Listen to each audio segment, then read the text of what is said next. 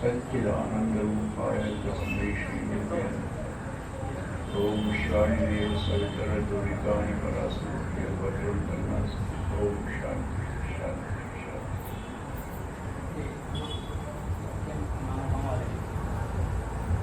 उपस्थित देवियों भाइयों, भोपाल कभी आना होता है तो यहाँ भी आते ही हैं, थोड़ी बहुत भागीदारी आपके साथ कर लेते हैं। और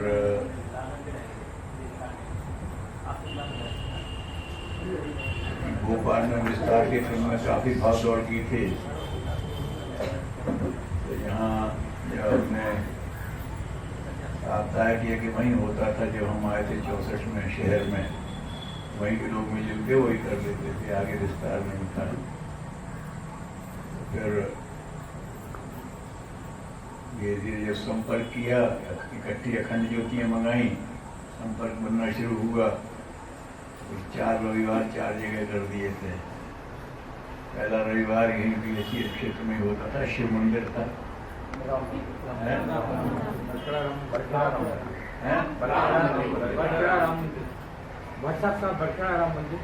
नहीं, राम मंदिर तो बाद में, पहले एक छोटा शिव मंदिर था यहीं पर, उसमें जोशी जी अपने थे। पिपलानी का शिव मंदिर है। पहले महीने का पहला रविवार वहीं आके करते थे। अपने थोड़े से लोग थे तो वहाँ की व्यवस्था बना लेते थे, हम लोग से भी आ जाते थे। और उसके बाद फिर दूसरा जो होता था तो 1250 क्वार्टर्स में दत्त मंदिर है, पहले हनुमान मंदिर के नाम से था, दूसरा वहाँ होता था। तीसरा सदर मंजिल के पास जो मंदिर घाट है वहाँ उसको होता था। और चौथा ये राम वहाँ बन गया था रघुनाथ मंदिर नॉर्थ में, वहाँ करते थे या कहीं और कर लेते, ऐसा तो ऐसा क्रम हुआ था। आना जाना हुआ, यहाँ के प्रशासन से भी संपर्क बना। तो राय साहब के भाई थे बाबू भैया, उनका अच्छा संपर्क था। एक सेक्रेटरी थे गुप्ता जी, उनके पास आके बैठते थे, उनके माध्यम से अखंड ज्योति उसका प्रचार व्यवस्था देते गए। तो यहाँ तो इस तरह से आना जाना होता ही रहा। अच्छा है, विकास हो रहा है। बीएचई काफी बड़ा क्षेत्र है, और जैसा कहा ना कि देश के सभी कोने के लोग यहाँ हैं। तो यहाँ से आपकी मेहनत पूरे देश में विजय फैलाने में सक्षम है। यहाँ से जो गयाएगा तो घर में जहाँ जाएगा वहाँ से कुछ करेगा। और आप अगर ये काम और भी कर सकते हैं, उससे संपर्क में रहें। उन्होंने कहा आप जब घर जा रहे हैं ना, तो वहाँ आप 2-4 लोग मिलकर छोटे छोटे कार्यक्रम करवाइएगा। किससे करवाएं तो आप बता दो अपना, और हम वहीं के लोगों को आपको एक्टिवेट करवा देंगे। तो गुजरात के अपने दक्षिण के चारों प्रांतों में हो चुका, सब प्रांतों में कुछ ना कुछ है। तो यहाँ से भेजने की जरूरत नहीं है। अगर वो वहाँ कहें कि हम 2-5 कार्यक्रम छुट्टियों में जाके करवाएंगे, तो वहीं से व्यवस्था करने की हो सकती है। एक अच्छा क्रम बन सकता है ना। जो जाने लगे उन्होंने कहा अच्छा वैसा करिए, अब आपने रिटायरमेंट ले लिया है तो शांतिकुंज में 1 महीने का सत्र करके फिर जाइए, है ना। तो अब वहाँ जाएंगे तो आप तत्काल एक्टिव हो जाएंगे। अब रिटायर हुए तो ढीले मत पड़ो, अभी भगवान ने शरीर जब ठीक दिया है तो उसको ढीला मत रखो। अपने लोगों को यही कहते थे, बेटा ये रिले रेस है, रिले रेस देखिए, कई खिलाड़ी दौड़ते हैं तो पूरी स्पीड में रिले पास करते हैं, रुक के देखा तो पिछड़ जाएगा। तो पूरी एक होता है इतने से इतने में वो दौड़ता, वो भी साथ में दौड़ता, दौड़ते दौड़ते पास करते। ऐसे ही है जीवन में, एक दफे आप रुक करके बंदे पर गड़बड़ है, एक्टिव है तो एक्टिवनेस में बदल लीजिए उसको। नौकरी छोड़ी सेवा में आ गए, एक दफे ढीला पड़ा तो फिर ढीला ही पड़ जाता है। तो आप यहाँ पर इस तरह का अगर क्रम बना लें, जो लोग भी on the verge of retirement हैं उनके शिविर लगाइए, 1 दिन का, सैटरडे का। भाई अपने जीवन की बात है, अभी तो आपने नौकरी की, क्योंकि नौकरी वैसे हमारे यहाँ तो नौकरी अच्छी थोड़ी मानी जाती है। देश में जगह जगह वो सुना है, खेती मध्यम बंज अधम चाकरी जी के निदान, है ना। तो चलो, अब खेती की सीमा हो गई और व्यवसाय का तो दूसरा हो गया, आपने नौकरी कर ली, अब जो निर्वाह चाहिए था हो गया, बच्चे भी लगभग बड़े हो रहे हैं, तो अब ज्यादा देर नौकर कहलाना अच्छी बात नहीं। क्यों सर, लाची ने खत्म हो गई तो हम किस बात के नौकर नहीं करते थे, मतलब जल्दी वॉलंटरी ले लो, है ना। अरे पैसा, अरे पैसा क्या क्या करोगे। हमसे हमारे वहाँ के वो गड़िया जी हैं दिल्ली वाले, उनकी पत्नी बहुत एक्टिव, उन्होंने एक ग्रुप ऑफ स्कूल्स को बहुत अच्छी तरह से कर रही हैं, और वो गड़िया जी वहाँ हाई कोर्ट में ये अपना रजिस्ट्रार थे। तो उन्होंने कहा कि भाई साहब वो ऐसा है कि जरूरतें पूरी तो हो गई और सर्विस हो गई तो वो एंट्री ले सकते हैं। मैंने कहा ले लो। फिर आए, फिर हमने दिल्ली से पास ही हरिद्वार आते जाते रहते। हम क्यों भाई एप्लीकेशन दी ना, भाई साहब थोड़ा रुक गए हैं, लोगों ने कहा कि अभी नया के कमीशन आने वाला है, तनख्वाह बढ़ जाएगी, एक प्रमोशन भी ड्यू होने वाला है, तो सोचते उसे ले लें फिर करेंगे। हमने कहा तो अच्छा इससे क्या होगा, फिर सब तनख्वाह बढ़ जाएगी। हमने कहा तो उसके बाद फिर तनख्वाह तो लोगे नहीं, वो पेंशन बढ़ जाएगी। अच्छा पेंशन बढ़ जाएगी, अभी कितनी मिलती है, कितनी, अभी तुम्हारा गुरुदेव के साथ रह करके आवश्यकताएं तो घट गई, ब्राह्मण जीवन की अभ्यस्त हो गए, जो अभी पेंशन मिलेगी वो खर्च हो लेगी, नहीं खर्च तो वो भी नहीं होगी।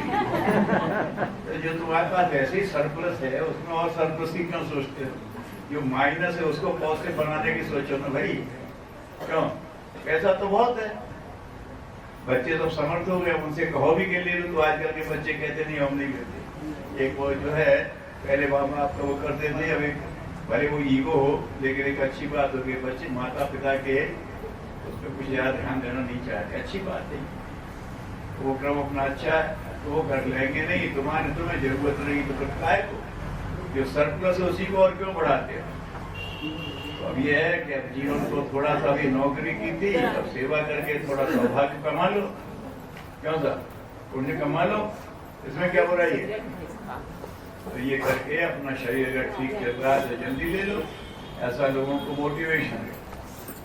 क्या करेंगे, हम आपको ट्रेनिंग दे देते, क्या करेंगे, आप अपनी रुचि का विषय बता दो, उसकी ट्रेनिंग हम आपको दे देते, ठीक है ना। अपने लोगों को तो जो गुरुदेव के विचार से जुड़े हैं, उन्हें तो जैसे ही लगे कि अब हमारी आवश्यकता पूरी हो गई तो नौकरी या व्यवसाय बच्चों को सौंप दो, नौकरी छोड़ो, अपने रिटायरमेंट ले लो। क्या करें, हमसे एक जने कहने लगे हम ये सब ले लेंगे, वॉलंटरी मिल जाएगा हमें, पेंशन भी पूरा, तो सोचते फिर करेंगे क्या। हमने कहा एक काम तो हम बता देते हैं आपको, वहां से आना या सगर श्रद्धा प्रकट प्रज्ञा पे आके मुर्गा बनना गुरु जी के साथ, और कहना गुरु जी आपको काम दिख रहा है, आपकी नींद हराम है, आपको और हम आपके बेटे हमें काम नहीं दिखाई देते, समझे। हमारी जरा आंखें खोल दो, ऐसा हमें हो गया है दूर दृष्टिकोण, पास का दिखता दूर का कुछ दिखता ही नहीं है, आंखें खराब हो गई। अब ये अगर हो जाए ऐसे दूर का नहीं दिखता तो चश्मा लग जाता है, अब अकल से दूर का तो उसका तो चश्मा भी नहीं पता। ये तो सब ऐसे ही करेंगे, मुश्किल हो जाएगी। तो हम उनसे कहा भैया एक काम कर लो, अगर गुरु का दर्द है तो खड़े हो जाओ गुरु जी, हमारी थोड़ी आंखें खोल दो, हमें आपका काम दिखने लगेगा तो हम करने लगे।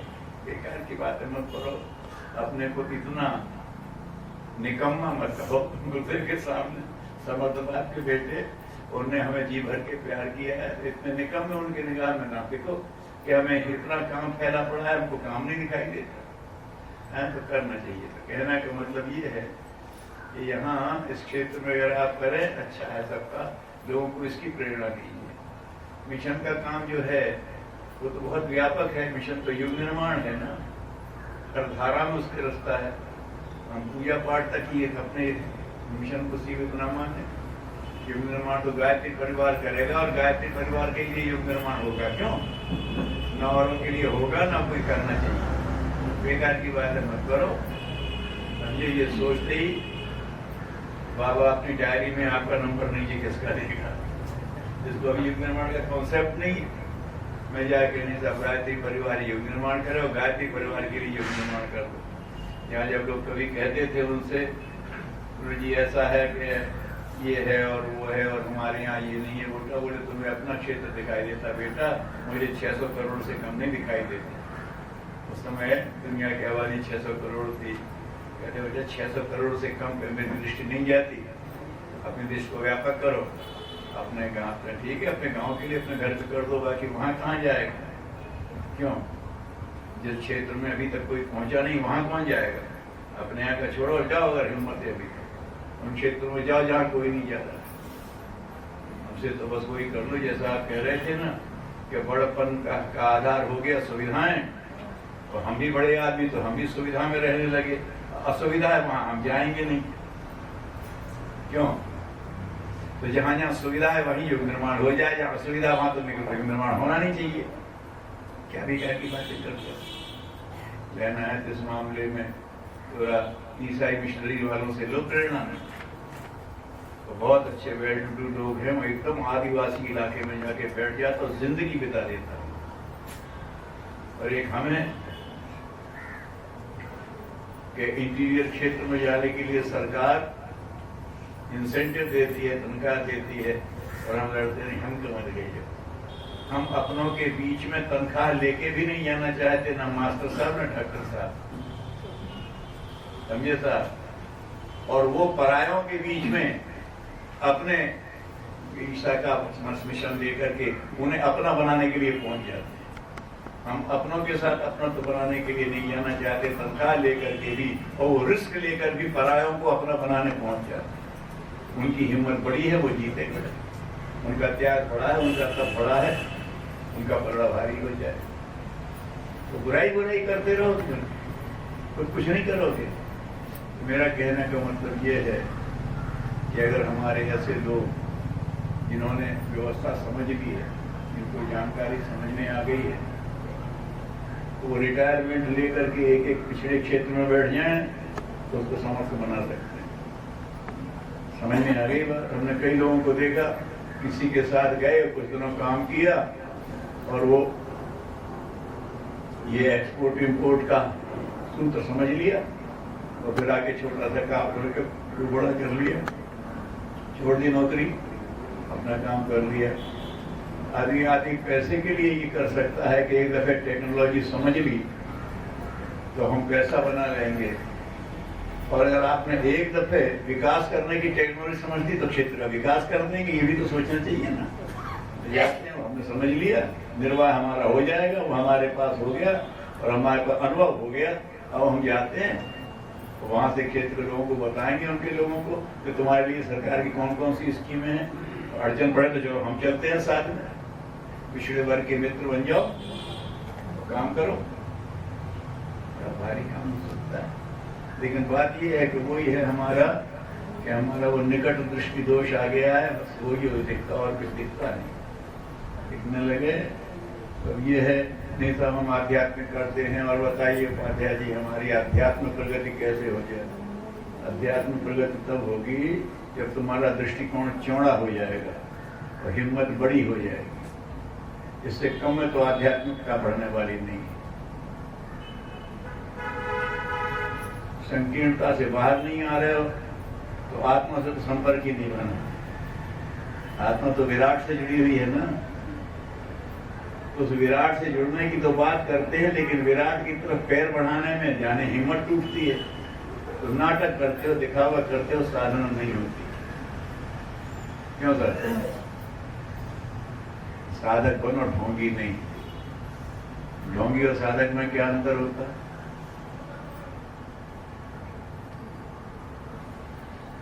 ना, ये गायत्री परिवार वाले हैं, इन्हें ध्यान का अभ्यास कर लिए और इनकी तारीफ होती तो मुझे लगता है यार मैं भी पीला कपड़ा पहन लूं और मैं भी ध्यान लगा के बैठूं तो मेरी भी तारीफ होने लगेगी। तो मेरा ना उसमें श्रद्धा है ना वो गति है, लेकिन मैं भी ढोंग करता हूँ। पीला कपड़ा पहन लिया और दुपट्टा डाल लिया, फिर बैठ गया ध्यान करना, और फिर देखता हूँ कोई देख रहा क्या नहीं देख रहा।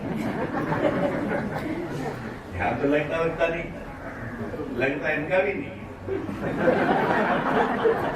लगता इनका भी नहीं, लेकिन ये लगाने की कोशिश कर रहे हैं। ये पूरी सत्य लगते हैं कि मेरा मन ध्यान में लगे, ये आंख बंद करके बैठे हैं, लगता नहीं है, लेकिन ये बनने की कोशिश कर रहे हैं। तो ये साधक हैं और मैं दिखने की कोशिश कर रहा हूं, इसलिए मैं ढोंगी हूं। ठीक है ना बात? साधक और ढोंगी का अंतर समझ में आ गया? है दोनों के पास नहीं, लेकिन एक बनने की कोशिश कर रहा है और एक सिर्फ दिखने की कोशिश कर रहा है।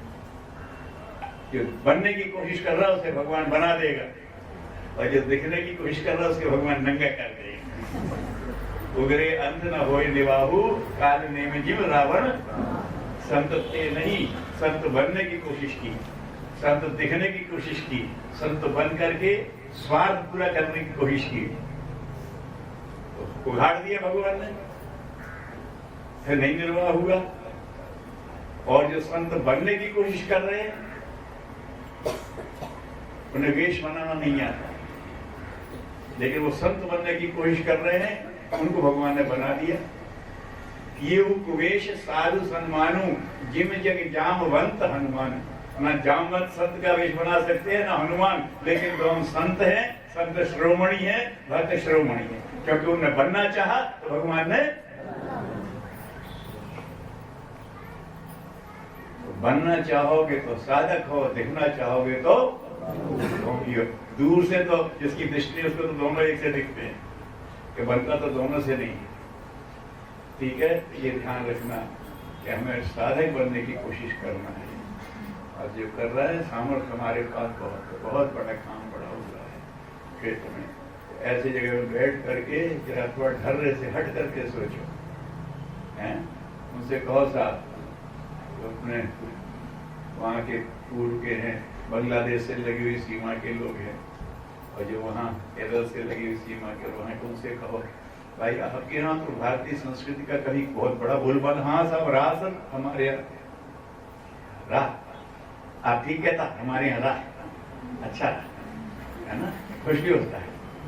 उधर वो चलता है तो उनकी अपना उसका है, घर से वो भस्म लगा करके निकलता है, टीका लगा के निकलता है, कुछ है, लेकिन वो जितना मेंटेन कर सके उससे आगे कुछ पता नहीं। देखिए अनुसी पर उधर भी है, उधर भी है। तो उनसे कहा आपको इधर समझ में आया ना, you are in better position from me, हमसे आपकी स्थिति अच्छी है। हमारे यहाँ तो लोग विरोध करते हैं, आप आप कोशिश करना कि आपकी संस्कृति ये अच्छा, हम जरूर करेंगे। हाँ हम करेंगे, अब कैसे करें, वहाँ रास्ता दिखाओ।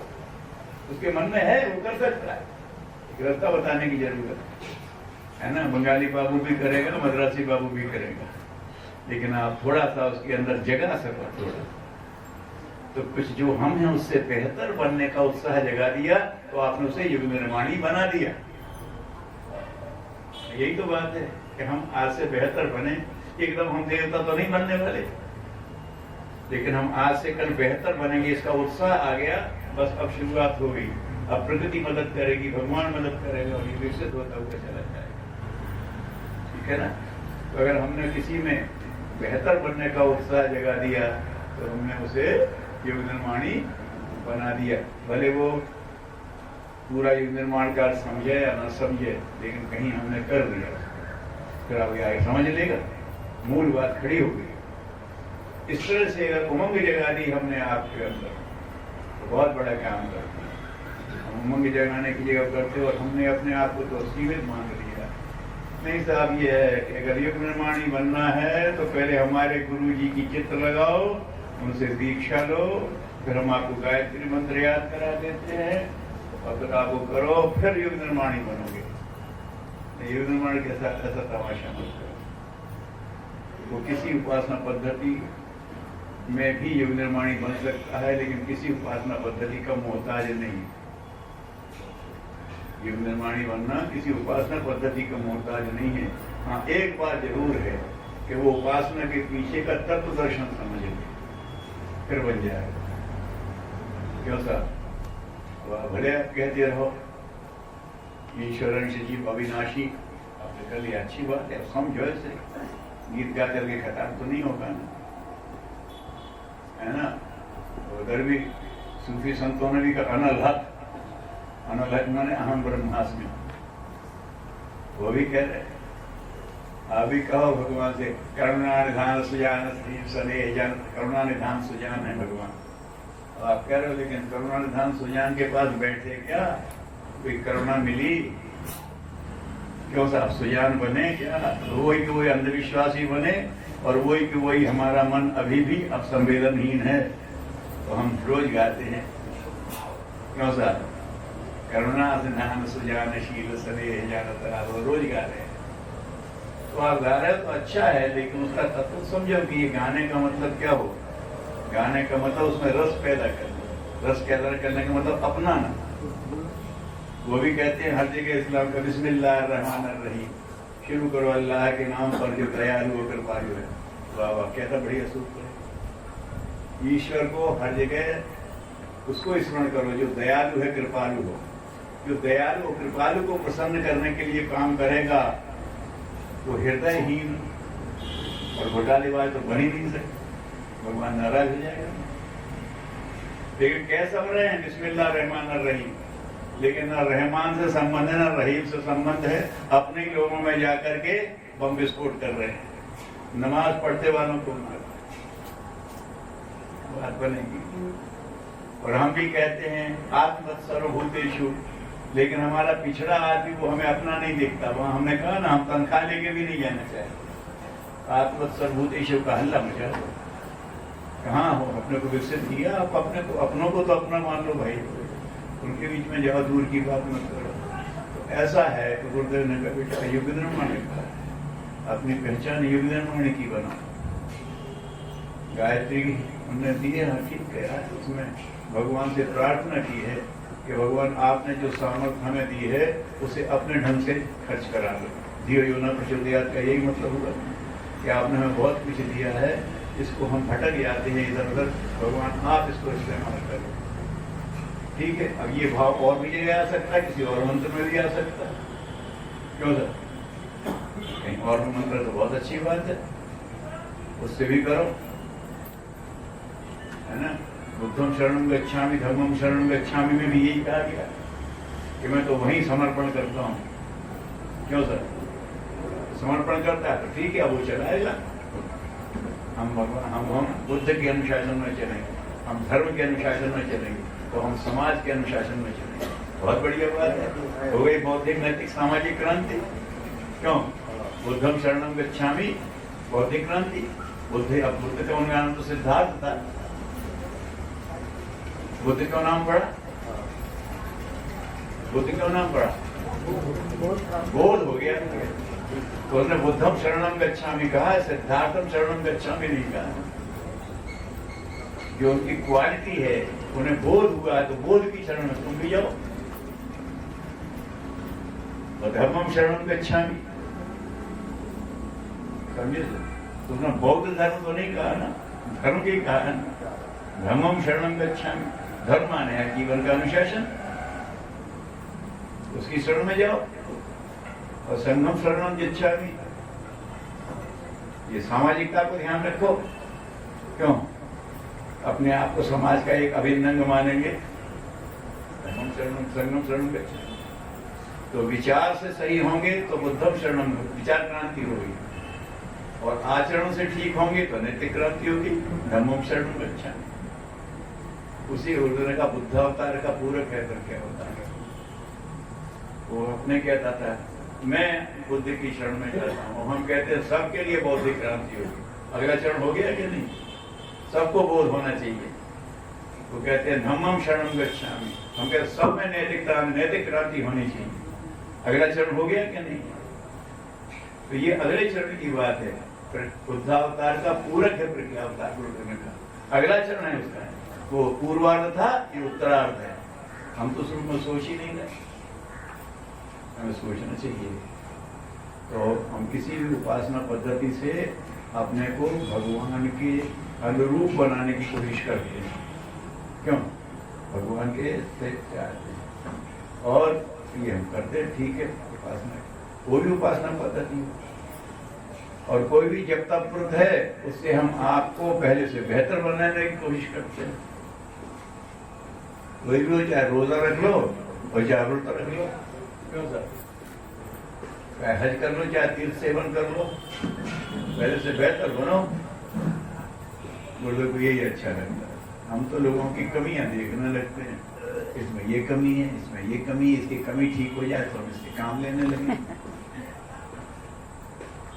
हम तो सबसे प्यार करना चाहते हैं, लेकिन ये तो कड़वी बोलती है माता जी, ये अपना कड़वा बोलना छोड़ दें तो हम इनसे प्यार करें। और ये बाबूजी बैठे हैं, ये तो बोलते ही बहुत कम है।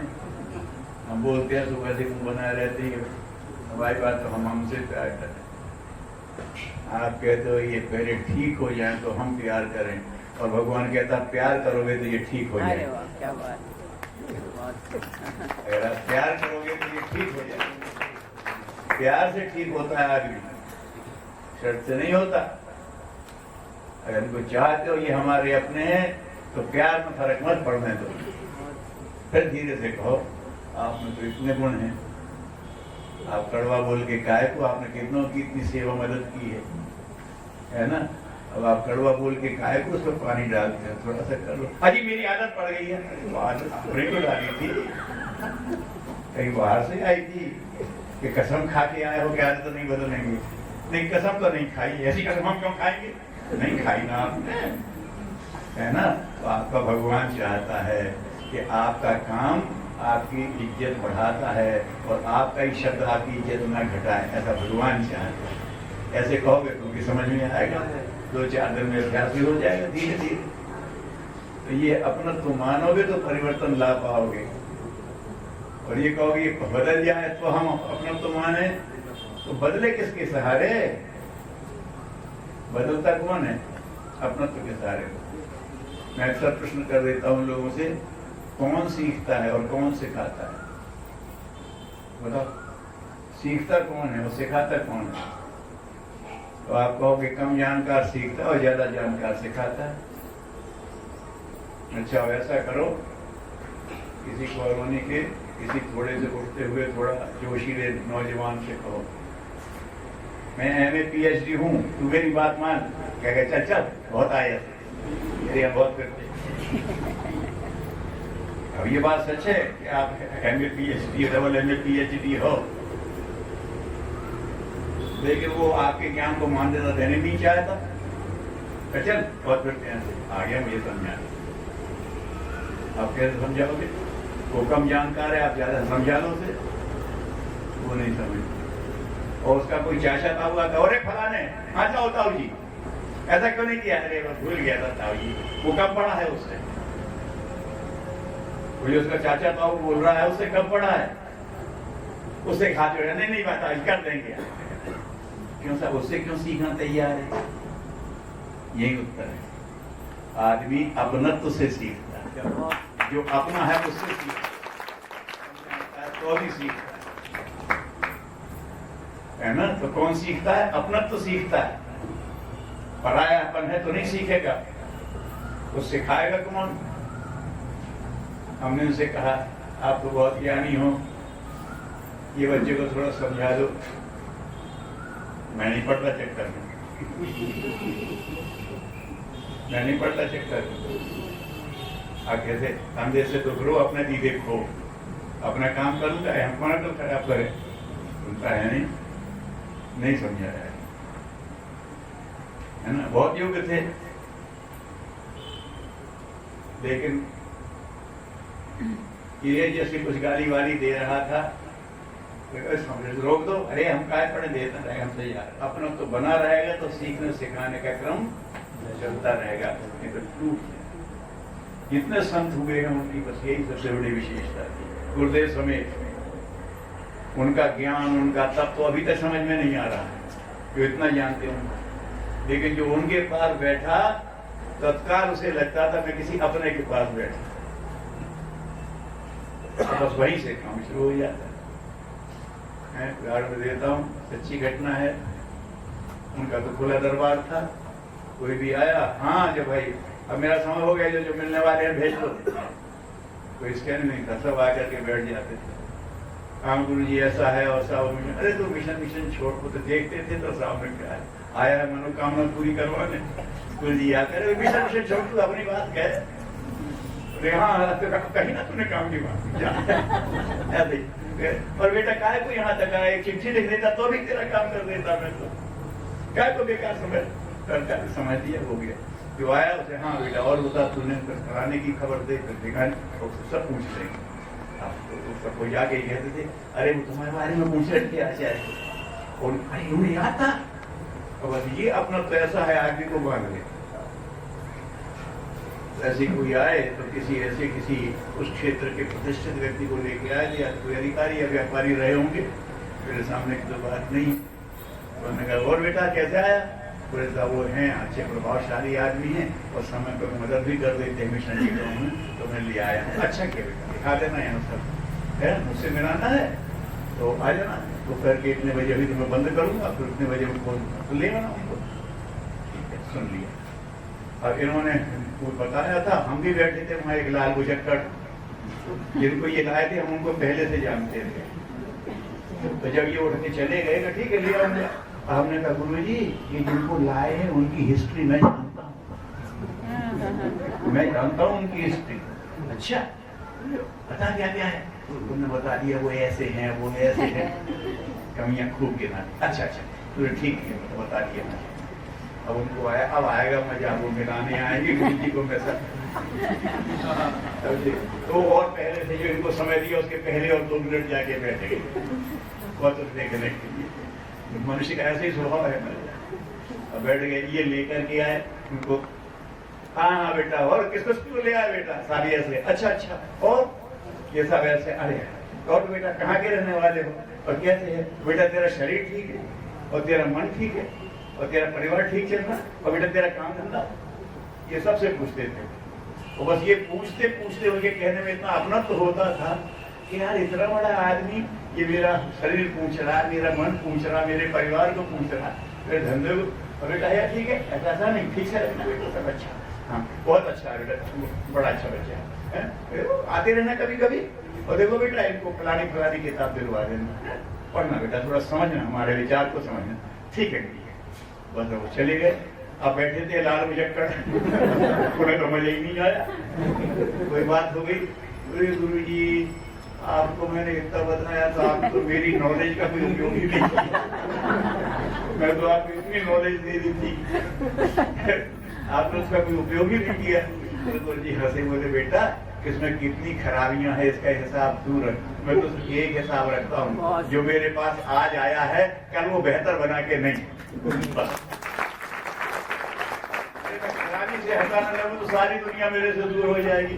इसमें ये खराबी, इसमें ये खराबी। वो तो वहां बैठे सूर्य के स्तर पर बैठे, उनके हिसाब से सब में कमियां हैं, तो वो तो किसी को प्यार ही नहीं करते। उन्हें बेटा ये इसमें क्या कमी, ये हिसाब तू रख, मैं तो एक हिसाब रखता हूँ कि जो मेरे पास आज आया है वो कल आज से बेहतर बने, बस इतना हिसाब रखता। बस आप भी ये हिसाब रखना सीखें। हम गुरु जी के पास बैठा करो, जरूर जाया करो, लेकिन इतनी हिम्मत लेके आए। गुरु जी कल आए थे और आज उससे बेहतर बन के आए। गुरु जी बहुत खुश होंगे, अरे बहुत अच्छी बुद्धि है।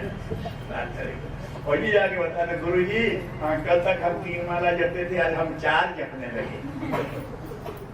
गुरु जी देते बेटा फिर तेरे में फर्क क्या पड़ा? अजी मैं बिल्कुल वैसी हूँ, तो फिर तेरा जन्म लेकर वैसी की वैसी है, वो अभी भी कलह करती है ना सास बहू को ध्यान देती है, ना बहू सास को ध्यान देती है, सब अपनी अपनी में लगी रहती हैं। और इसलिए और माला करती हैं कि मैं अपनी सास को मजा चखा पाऊँ, है ना, और मैं अपनी बहू को नीचे दिखा पाऊँ, इसके लिए है, इसके लिए दी थी मैंने माला। भगवान तू छोड़ दे तो अच्छा। ये आपके मन में आने लगे कि हम कल आए थे और आज आए हैं तो कल से बेहतर बन के आए, और कल आएंगे तो आज से बेहतर बन के आएंगे। तो अभी तो आप तारीफ है, गुरु जी तारीफ, बहुत अच्छे बेटा, वाह वाह, गुरु जी कोई वजह, बहुत अच्छा लगा बेटा। और फिर ये भी आप कहिए कि गुरु जी तो कैसे हैं, सब अच्छे हैं, ये तो बड़े अच्छे आदमी हैं, अब इनको हम क्या सिखाएं, ये तो बहुत अच्छा काम करते हैं। तो गुरु जी कहेंगे बेटा ये बहुत अच्छे आदमी हैं, तो जो तू नहीं कर पाता उसका मौका नहीं दे, ये कर देंगे। गुरु जी फिर मेरे यश का क्या हो गया? तो तू डूब जा पानी में और तेरा यश भी डूबेगा। युग निर्माण के लिए भगवान ने आगे भेजा है, तो उससे तू काम नहीं ले सकता, जो तू नहीं कर सकता वो कर सकता है। उन्हें सिखाने की जरूरत नहीं है, उन्हें अपॉर्चुनिटी देने की जरूरत है, उनको प्रोत्साहन है। हाँ साहब, भाई साहब आप करिए ना, अरे हम जैसे उन्हें इतना कर दिया, आप तो कर सकते हैं, चलिए उसे आप दीजिए। और वो जो नीचे है उसे साहब, अरे गुरु जी क्या करें, हम तो सोच रहे थे कि ये अच्छा निकलेगा, इसमें तो ये खराबियां निकली नहीं, तो पता पड़ गया ना तुझे। अब तू कोशिश कर इसकी खराबियां धीरे धीरे घटें, तो इसकी अच्छाइयां धीरे धीरे निकलें, कर कोशिश। तो भगवान से वही माने गुरु जी कि आपकी ये तासीर है, तो हमें भी दे दो कि जो हमारे पास आए वो कल आज से बेहतर बने, बस हो गया। बहुत बढ़िया आध्यात्मिक साधना भी हो जाएगी और युग निर्माण का काम भी हो जाएगा, कितने से ही। क्योंकि आप हर एक को विकास की सोच रहे हैं, आपका आत्मा विकसित हो रहा है, ये विकसित हो चाहे ना हो। देखिए हमने विकास की सोची तो हमारा चित्त तो विकसित हो गया, हमारे को संस्कार तो बाहर होंगे। तो हमारा तो ये है, इस बात से निवेदन कर रहा था कि जो चल रहा है ये ठीक चल रहा है, लेकिन जो आप अच्छा चला रहे हैं इससे कई गुना अच्छा करने की संभावनाएं सामने हैं। लोग चाहते भी हैं और आप कर भी सकते हैं। जब आप सोचेंगे तो आप लगेंगे कि नहीं लोग चाहते हो, हम कर भी सकते हैं। इस पर थोड़ा थोड़ा विचार करें। बस यही निवेदन कर रहा था। गुरुदेव ने कहा है अपने अंग अवयवों में उस पर्चे को बार बार पढ़ लिया करिए। गुरुदेव को लिखा कहा ऐसे रोज पढ़े, रोज मत पढ़िए, लेकिन नियम से कभी कभी पढ़िए, है ना। हम तो सत्संकल्प और अपने अंग अवयव दोनों पर्चे जेब में रखते हैं, है ना। कभी भी देखा यार यहाँ कर रही तो देखो इसमें किसी सूत्र का उल्लंघन हो रहा होगा, है ना, वही उसको सलाह दे दो, वही अपने को ठीक कर दो। उनके साथ जुड़ने के लिए और बहुत अध्ययन किया कर लो, लेकिन अपना मूल्यांकन इन दो पर्चों के आधार पर करो, है ना। अपने अंग अवयव, मैंने कहा बेटा तुम सबकी समृद्ध शक्ति का नाम वो व्यक्ति है जो ये लिख रहा है। गुरु जी कौन है? हम सबकी समृद्ध शक्ति का परमात्मा कौन है? सारी आत्माएं मिल जाए तो परमात्मा बन गया, ठीक है ना।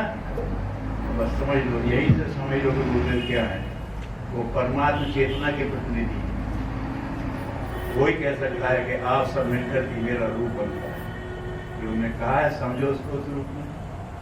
ठीक है बेटा, अब ये है कि जो भी हमने योजना बनाई है, जो कुछ भी हम करना चाहते हैं, ये तो काम है, बहुत बड़ा काम है, युग परिवर्तन। इसमें हर क्षेत्र की प्रतिभाओं का योगदान लगेगा, और जो योगदान देगा उसको श्रेय भी मिलेगा। तो गुरुदेव ने कहा इसमें जाने कितनी विभूतियों का कितना योगदान लगेगा। संयोग व श्रेय किसी को मिल जाए, श्रेय किसी को मिल जाए इसमें मत पड़ो। आप तो अपना काम करते हैं। क्या करते हैं? हर एक को युग निर्माण की दिशा में प्रेरित करते। उसमें सबसे बड़ी भूमिका हमारे उन लोगों की होगी जो आज हमारे अंग अवयव बने हैं। हम संपर्क में हैं, युग निर्माण में सब काम करेंगे। युग निर्माण सबके लिए लोग, उन्हें योजना का पता नहीं तो फायदा कैसे उठाएंगे। तो हमारा काम है कि वो योजना उन तक पहुंचा दें, उनमें थोड़ा उत्साह जगा दें, बस ये बात है। नहीं साहब गुरु जी हम तो गायत्री याद करा दी थी, हमने तो दीक्षा दिलवा दी थी। जिसे दीक्षा दिलवा दी उसे साधक बनाया क्या? क्यों? दीक्षा में दक्षिणा का संकल्प भी करवा दिया, लेकिन वो तो दक्षिणा भूल गया, ना उस उपासना साधना आराधना करता, ना समयदान अनुष्ठान करता है, तो काय की दीक्षा रही। तो आप किसी को आगे बढ़ाने की तो सोच ही नहीं रहे। नहीं, हमने तो पता दे दिया था, बस हमने अगला कार्यक्रम मेरा ऊंचा है, अब तुम्हारा स्तर नहीं बढ़ेगा तो ये कार्यक्रम नहीं कर पाओगे। प्रदर्शन वाले कार्यक्रम कर लेते और निर्माण वाले नहीं कर पाओगे। अब ये प्रदर्शन से लोगों में प्रदर्शन बुरा है? नहीं, बुरा नहीं है। लोगों तक मैसेज जाता है, सूचना जाती है, उससे उन्हें उत्साह आता है, और जिन्हें उत्साह आया उनको तुम निर्माण में लगा दो, नहीं तो तुम्हारा प्रचार बेकार है। जो प्रभावित हुए उन्हें अगर तुमने बनाया नहीं तो काय के लिए इतनी मेहनत की थी? तो सब बनाते बनता नहीं तो तुम्हारा व्यक्तित्व अभी छोटा है। प्रचार तो कर देते हो और सृजन कर नहीं पाते, तो तुम्हारा प्रचार हर बार जीरो हो जाएगा। हर बार खूब लोग प्रभावित होंगे, ना तुम उनको पकड़ोगे, ना उन तक जाओगे, और कोशिश करोगे तुम खुद कमजोर, तो क्या बताओगे? तो ये बात ध्यान में रखना है। इसीलिए कह रहा था कि अगर गुरु से कहो कि प्रभु जी बस हमें ऐसी शक्ति मिले कि युग में हम लोगों को समझा भी पाए, तो जिसमें उत्साह आ जाए उसे किसी ना किसी काम में तत्काल लगा देना, और लग जाए तो फिर आगे बढ़ाते रहेंगे। बस इसी के बारे में सोचना, थोड़ा रास्ते से हट करके सोचना है ना।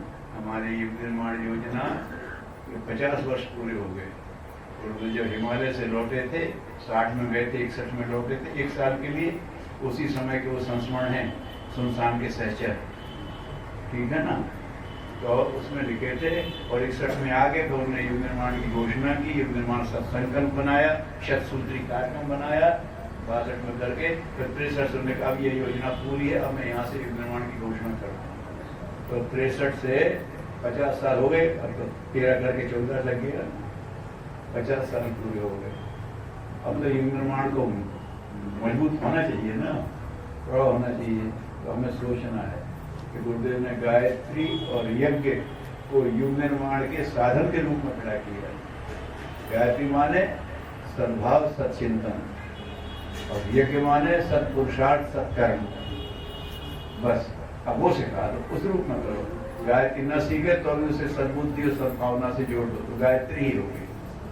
अगर वो नहीं जप सकता है तो उन्होंने कहा तू भैया कोई भी मंत्र जप ले, ओम भूर्भुवः स्वः कह ले, सिर्फ ओम कह ले, ओम ओम ओमकार कह ले, कुछ भी कह ले, अल्लाह अल्लाह कह ले, कोई बात नहीं।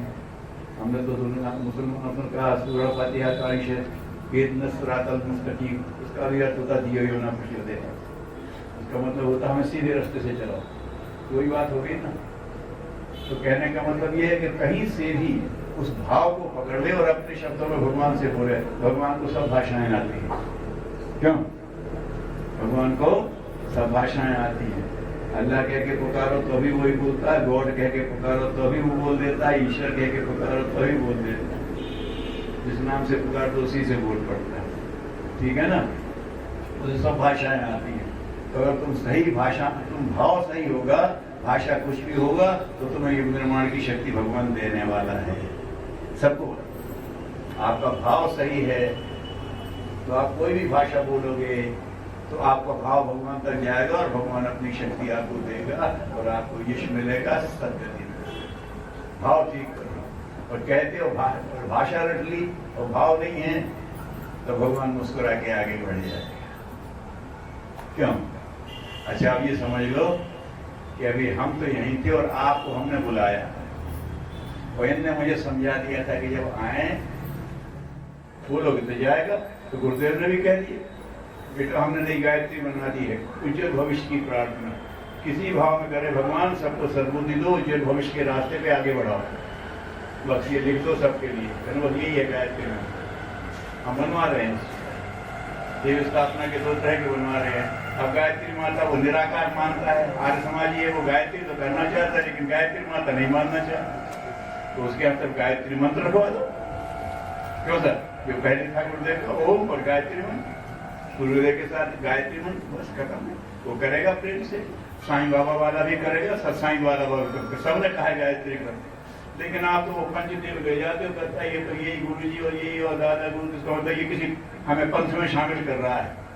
गायत्री तो करना चाहता है, पंथ तो नहीं बदलना उसे। रहो किसी पंथ में, किसी विश्वास में रहो, तो हमें थोड़ा चौड़ा होना पड़ेगा गायत्री सर तक पहुंचाने की। और गायत्री मंत्र में भी लगता है, तो ये लिख दो। क्यों था? वो परमात्मा का रूप, हे परमात्मा हम सबको सद्बुद्धि दो, उज्जवल भविष्य के रास्ते पर आगे बढ़ा दो। सिर्फ देखा मत दो, दिखाने से काम नहीं चलेगा, चलना पड़ेगा।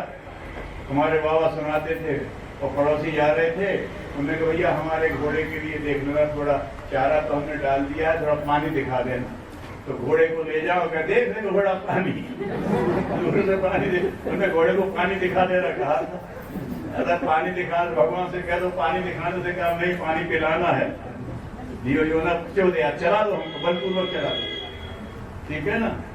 उसमें यही बात करे भगवान हम सबको उज्जवल भविष्य के रास्ते पर आगे बढ़ा दो। बस ये भाव आ गया तो देखो गायत्री मंत्र फैलेगा। उन्होंने कहा है मैंने नई गायत्री बना दी है, बना दूंगा नहीं, बना दी है, उज्जवल भविष्य की प्रार्थना। हमारे गुरु ने अगर बड़ा व्यापक प्रयोग किया है तो हमें उसका व्यापक स्वरूप लोगों को दिखाना चाहिए, ठीक है ना। इसलिए निवेदन कर रहा था, बहुत अच्छा चल रहा है आप लोगों का, और भगवान और अच्छा चले, खूब आपकी संख्या बढ़े, और खूब आपके कीर्तिमान बने, उनको देख लोग देख देख करके उसका अनुगमन करें, ऐसी भावना के साथ अभी की बात समाप्त करते हैं।